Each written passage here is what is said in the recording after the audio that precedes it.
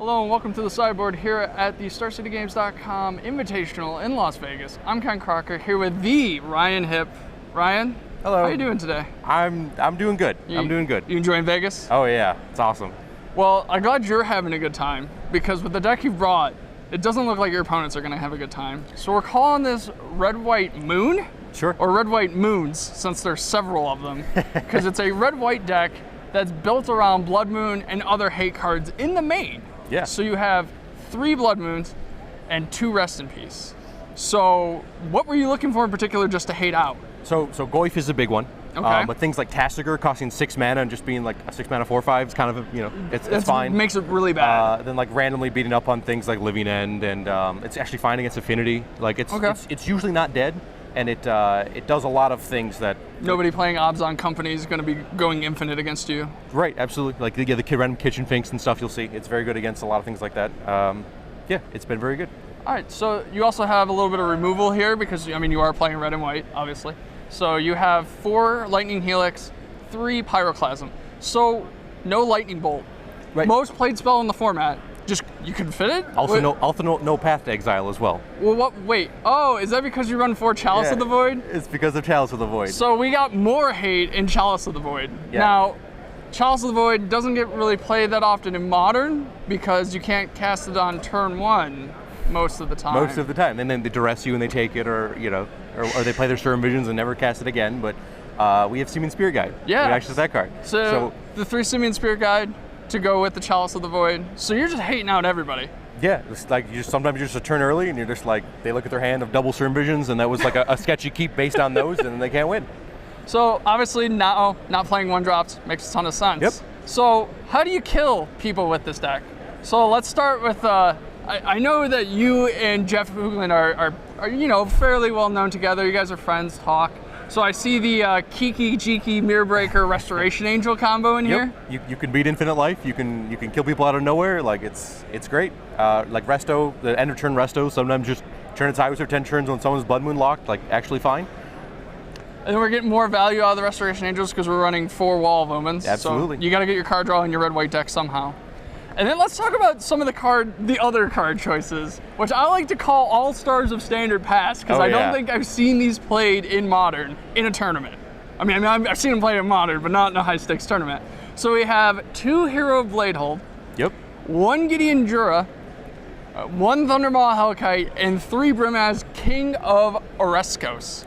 Yep. So why these cards? Did you just? Do you have these cards in your binder? They're all immune to. Yeah, it's just my favorite cards that I've always loved. Like people are laughing at me because I played Dictated Heliod like almost the whole time it was legal, and people were like, "Oh, why isn't that in this deck?" It's there you go. You don't need it, which is kind of funny. But Hero Bladehold and Brimaz do a great job of just like racing random creatures. Okay. Like Brimaz especially, like it's kind of like. Not to say it's like Bitter Blossom, but you attack, you get a guy, and then they can't turn their Tasigur sideways because you just block with a 1/1, attack them again next turn, and get another one. And Hero Bladehold actually like races virtually anything in the format. Oh yeah. Like you can race Wormcoil Engine if you have like one fortunate like Resto Blink, like you block and blink, they don't get a life. Okay.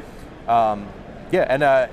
Yeah, like I said, everything's like immune to red burn spells, which is not the case for a lot of like the Hate Bears decks, where it's like you bring an anger against that deck if you have it, where it's like embarrassing against this shell. So like the green-white Hate Bears deck that's running like Thalia and Gaddock T. Yeah, the one Craig Westco played. And those creatures, they're too small. So you just went a little over the top. Right. So Gideon Jura? So I wanted a threat that wasn't like go for the throatable. Well, he's go for the throatable, but like a threat.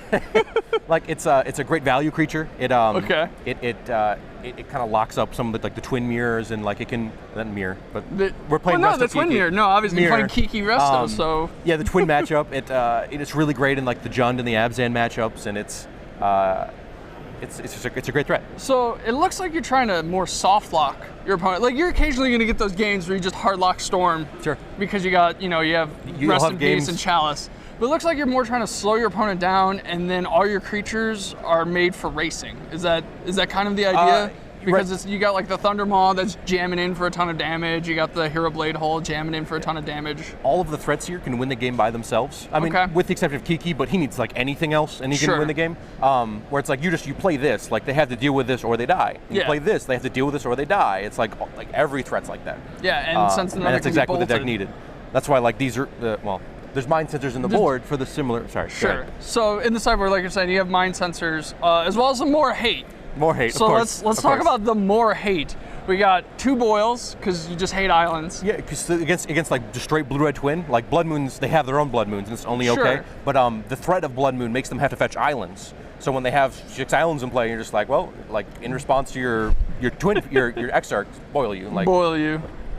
Bye. Stop playing. Stop playing feeling. this game. Yep. You got 2 Stony Silence, so helping the Infinity matchup. Affinity, Lantern control as well. Okay. Okay. Tron probably as well, a little bit. Yeah, Tron matchup's not great, but it's not great. It's fine. Yeah, I did notice you have a ton of hate, but no Crumble the Dust, no Sowing Salt, Yes. no Stone Rain effects whatsoever. Right, so are you just hoping to dodge the Tron matchup? So the only way I've ever won the Tron matchup, and I had Crumble the Dust in for a while, and I had, I tried certain things. The only way you win is like you exile Spirit Guide, you play the Blood Moon, or you play it on 3 naturally, and you have a clock in play. Okay. And like they can't play their Worm Coil before turn 6, or if they do, you can you have a race or you infinite them. But most of the time, they play their Karn and the game ends. Like, it sounds weird, but it's like it's almost I want to like concede certain parts of that matchup where if they have the nut hand, you're not beating them. You're just losing to Karn. Karn doesn't care about your Blood Moons. Doesn't care. Yeah. When he gets to play it on turn 3. And like we're slow enough where sometimes they play it for 7 mana, and this is the life we live. Fair enough. So. What matchups don't you want to run into? Is it Tron? Yeah, Tron, and then the non-blue Scapeshift list. Like there's like a Jund Scapeshift list and like a Primal Titan list. Okay. And like those are a little rough too. I mean, you have Blood Moon again, but sure. They go over you. Fair enough. And then is there anything that you're looking for, or are you just like that's a buy? Like, give me Burn, give me Infect, give me Affinity.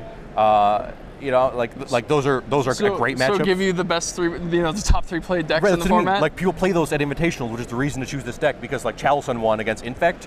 Sure. Like, their removal spell for it is cost 1 mana, and then they can't cast a lot of their pump spells and their Serum Visions, and it's beautiful. Well, this seems like a lot of fun for you.